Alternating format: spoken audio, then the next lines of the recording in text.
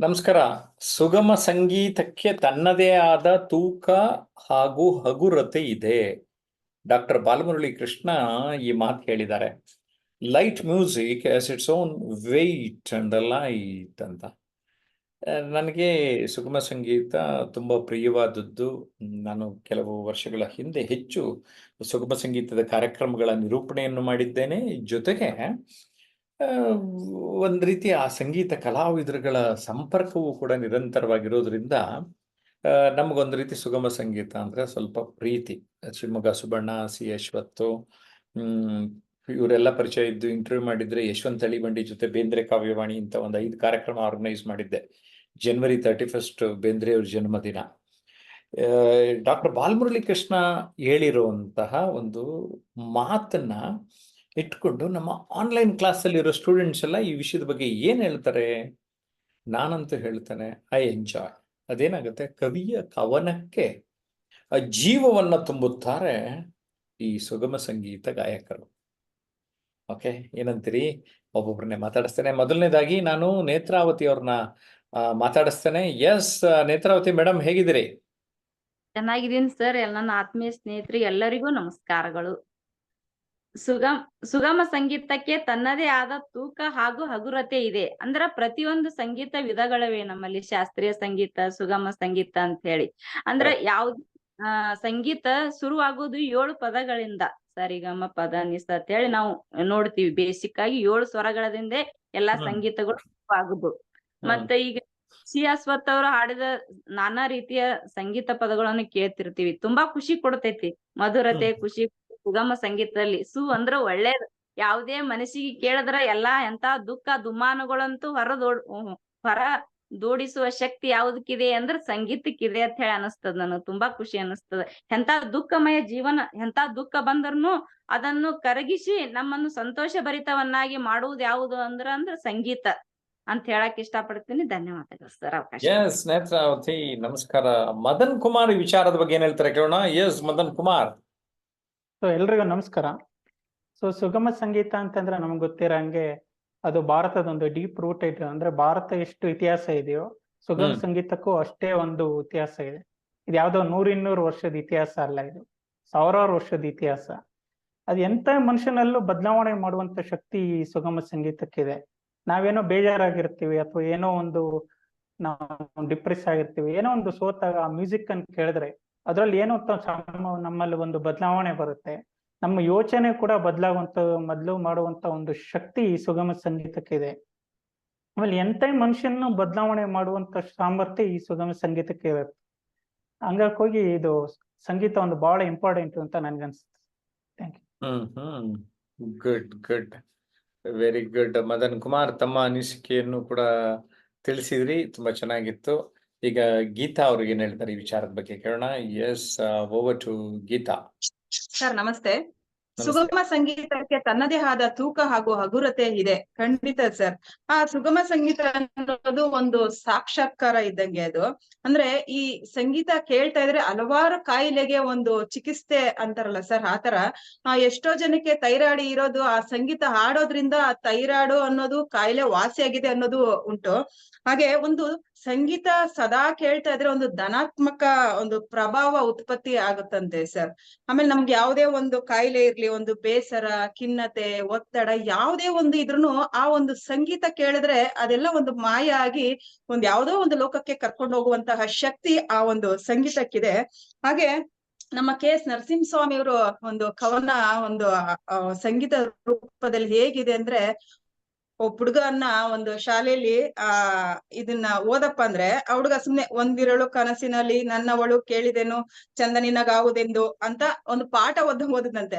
ಅದೇ ಅದನ್ನ ಒಂದು ಸಂಗೀತ ರೂಪಕ್ಕೆ ತಗೊಂಡೋಗ್ ಬಂದಾಗ ಎಷ್ಟು ಚೆನ್ನಾಗಿದೆ ನೋಡಿ. ಒಂದಿರುಳು ಕನಸಿನಲ್ಲಿ ನನ್ನವಳ ಕೇಳಿದೆನು ಚಂದ ನಿನಗಾವುದೆಂದು, ನಮ್ಮೂರು ಹೊನ್ನೂರು ನಿಮ್ಮೂರು ನವಿಲೂರು ಚಂದ ನಿನಗಾವುದೆಂದು. ಇದನ್ನ ಕೇಳ್ತಾ ಇದ್ರೆ ಮತ್ತೊಮ್ಮೆ ಕೇಳೋಣ ಅಂತ ಅನ್ಸುತ್ತೆ ಸರ್. ಅದೇ ಆದಂತ ಒಂದು ಶಕ್ತಿ ಇದೆ ನಿಜಕ್ಕೂ. ಅಂತ ಒಂದು ಸಂಗೀತ ಹಾಡೋರ್ಗೆ ಒಂದು ನಮ್ಮ ಕರ್ನಾಟಕದ ಒಂದು ಘನತೆ ಗೌರವನ ಹೆಚ್ಚಿಸುವುದು, ಒಂದು ಕಲೆನ ಬಿಂಬಿಸುವಂತದ್ದು ಈ ಒಂದು ಸಂಗೀತಕ್ಕೆ ಆ ಶಕ್ತಿ ಇದೆ.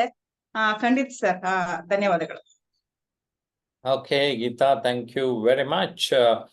ಎಸ್, ಪುನೀತ್ ಅವರು ಈಗ ಏನ್ ಹೇಳ್ತಾರೆ ಈ ವಿಚಾರದ ಬಗ್ಗೆ ಕೇಳೋಣ. Yes Puneeth. Yes sir, thank you sir. Sir ನಮಸ್ತೆ, ಹಾಗೂ ನನ್ನ ಆತ್ಮೀಯ ಸ್ನೇಹಿತರಿಗೆಲ್ಲರಿಗೂ ನಮಸ್ತೆ. ಸುಗಮ ಸಂಗೀತ ಮನುಷ್ಯನಲ್ಲಿರುವ ಭಾವನೆಗಳಿಗೆ ಒಂದು ಸುಂದರವಾದ ಪದಗಳನ್ನ ಜೋಡಿಸಿ ಕವಿತೆ ರೂಪದಲ್ಲಿ ಅದನ್ನ ಪ್ರಸ್ತುತಪಡಿಸಿ ನಂತರ ಅದನ್ನ ಸಂಗೀತವಾಗಿ ಹಾಡುವಂತ ಒಂದು ರೀತಿ ಅದು.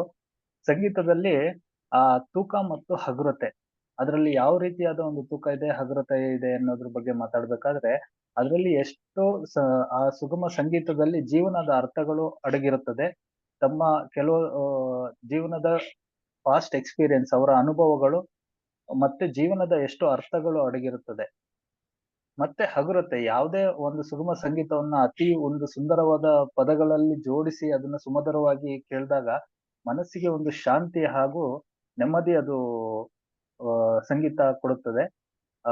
ನಮ್ಮ ಮನಸ್ಸನ್ನ ಒಂದು ನಿರಾಳತೆಯಲ್ಲಿ, ಒಂದು ತೃಪ್ತಿಯಲ್ಲಿ, ಒಂದು ನೆಮ್ಮದಿಯನ್ನು ಕೊಡುತ್ತದೆ. ಸೊ ಈ ರೀತಿ ಹೇಳಿ ನಾನು 2 ಮಾತನ್ನು ಮುಗಿಸ್ತಾ ಇದ್ದೀನಿ. Thank you. Okay, good Puneeth. ಈಗ ನಾನು ಸಂತೋಷ್ ಅವರಲ್ಲಿ ಕೋರ್ತಾನೆ ಈ ವಿಚಾರದ ಬಗ್ಗೆ ತಮ್ಮ ಅನಿಸಿಕೆ ಏನು ಅಂತ. ಎಸ್ ಸಂತೋಷ್. ಎಲ್ಲರಿಗೂ ನಮಸ್ಕಾರ. ಸುಗಮ ಸಂಗೀತಕ್ಕೆ ತನ್ನದೇ ಆದ ತೂಕ ಹಾಗೂ ಹಗುರತೆ ಇದೆ. ಸುಗಮ ಸಂಗೀತ ತೂಕ ಹಾಗೂ ಹಗುರತೆ, ಭಾವಗೀತೆ ಆಗಿರ್ಬೋದು, ಭಕ್ತಿಗೀತೆ ಆಗಿರ್ಬೋದು, ಜನಪದ ಗೀತೆ ಆಗಿರ್ಬೋದು, ಸಂಗೀತಗಾರರು ಅವರದೇ ಆದ ಭಾವದಿಂದ ಅದನ್ನ ಹಾಡಿರ್ತಾರೆ. ಅದರಲ್ಲಿ ನಾವು ಯಾವುದೇ ಒಂದು ಕಷ್ಟ ಇರ್ಬೋದು, ಸುಖ ಇರ್ಬೋದು, ಆ ಗೀತೆನ ಕೇಳಿದಾಗ ನಮ್ಮ ಮನಸ್ಸಿನಲ್ಲಿ ಒಂದು ಹಗುರತೆ, ಒಂದು ಉಲ್ಲಾಸ ಆಗುತ್ತೆ ಸರ್. ಇಷ್ಟ ಹೇಳ್ತೀನಿ. ಎಲ್ಲರಿಗೂ ಧನ್ಯವಾದಗಳು. ಓಕೆ, ಸೊ ಇನ್ನು ನಮ್ಮ ಜೊತೆ ಕಟ್ಟೆ ಎರಿಸ್ವಾಮಿ ಇದ್ದಾರೆ. ಕಟ್ಟೆ ಎರಿಸ್ವಾಮಿ ಈ ವಿಚಾರದ ಬಗ್ಗೆ ಏನ್ ಹೇಳ್ತಾರೆ ಕೇಳೋಣ. ಎಸ್, ಓ ಟು ಕಟ್ಟೆ ಎರಿಸ್ವಾಮಿ. ಕಟ್ಟೆ ಎರಿಸ್ವಾಮಿ, ಮೈಕ್ ಆನ್ ಮಾಡ್ಕೊಳ್ಳಿ. ಕಟ್ಟೆ ಎರಿಸ್ವಾಮಿ. ಆತ್ಮೀಯರೇ ನಮಸ್ಕಾರ. ಸಂಗೀತವು ಮಾನವ ಮನಸ್ಸಿನ ಭಾವನೆಗಳನ್ನು ವ್ಯಕ್ತಪಡಿಸುವ ಮತ್ತು ಸಂದೇಶಗಳನ್ನು ಹಂಚಿಕೊಳ್ಳುವ ಒಂದು ಶಕ್ತಿಶಾಲಿ ಮಾಧ್ಯಮವಾಗಿದೆ. ಹಾಗಾಗಿ ನಾವು ಸಂಗೀತದಲ್ಲಿ 6 ರೀತಿಯ ಸಂಗೀತಗಳನ್ನು ನಾವು ನೋಡಬೇಕಾಗುತ್ತದೆ. ಅದರಲ್ಲಿ ಮೊದಲನೇದಾಗಿ ಕ್ಲಾಸಿಕಲ್ ಸಂಗೀತ ಅಂತೇಳಿ, ಹಾಗೆ 2ನೇದಾಗಿ ಜಾನಪದ ಸಂಗೀತ, 3ನೇದಾಗಿ ನಾವು ಜಾಜ್ ಸಂಗೀತ ಅಂತ ನಾವು ನೋಡ್ಬೋದು. ಹಾಗೆ 4ನೇದು ರಾಕ್ ಮತ್ತು ಪಾಪ್ ಸಂಗೀತ ಕೂಡ ನಾವು ನೋಡ್ಬೋದು. 5ನೇದಾಗಿ ಫೋಕ್ ಸಂಗೀತ ಅಂತ ನಾವು ನೋಡ್ಬೋದು. 6ನೇದು ಫ್ಯೂಷನ್ ಸಂಗೀತ ನೋಡ್ಬೋದು. ಈಗ ನಮ್ಮ ಅಶ್ವಥ್ ಅವರು ಒಂದು ತುಂಬಾ ಚೆನ್ನಾಗಿರೋ ಹಾಡನ್ನ ಕೊಟ್ಟೋಗಿದ್ದಾರೆ. ಒಳಿತು ಮಾಡು ಮನಸ ನೀ ಇರೋದು 3 ದಿವಸ ಅಂತ ಹೇಳ್ಬಿಟ್ಟು ತುಂಬಾ ಚೆನ್ನಾಗಿ ಆ ಸಂಗೀತ ಮೂಲಕ ನಮಗೆ ನೀಡಿ ಹೋಗಿದ್ದಾರೆ. ಅದನ್ನ ಕೇಳ್ತಾ ಇದ್ರೆ ಈಗಲೂ ನಾವು ಕೇಳ್ಬೇಕು ಅಂತ ಅನ್ಸುತ್ತೆ. ಹಾಗಾಗಿ ನಮ್ಮ ಜೀವನದಲ್ಲಿ ಸಂಗೀತ ತುಂಬಾ ಮುಖ್ಯ ಅಂತ ನಾನು ಹೇಳಕ್ ಇಷ್ಟಪಡ್ತೀನಿ. Thank you sir. ಓಕೆ ಆತ್ಮೀಯರೇ, ನೀವೆಲ್ಲರೂ ನಿಮ್ಮ ಅನಿಸಿಕೆಗಳನ್ನ ತುಂಬಾ ಸೊಗಸಾಗಿ ತಿಳಿಸಿದ್ದೀರಿ. ನಿಮ್ಮೆಲ್ಲರಿಗೂ ಧನ್ಯವಾದಗಳು. ಹೊಸಬ್ರಿಗೆ ನಾವು ಆನ್ಲೈನ್ ಮತ್ತು ಆಫ್ಲೈನ್ ಕ್ಲಾಸ್ ಮೂಲಕ ಪಬ್ಲಿಕ್ ಸ್ಪೀಕಿಂಗ್, ಕಮ್ಯುನಿಕೇಶನ್ ಸ್ಕಿಲ್ಸ್ ಮತ್ತು ಲೈಫ್ ಸ್ಕಿಲ್ಸ್ ವಿಚಾರಗಳನ್ನು ಹೇಳಿಕೊಡುತ್ತೇವೆ.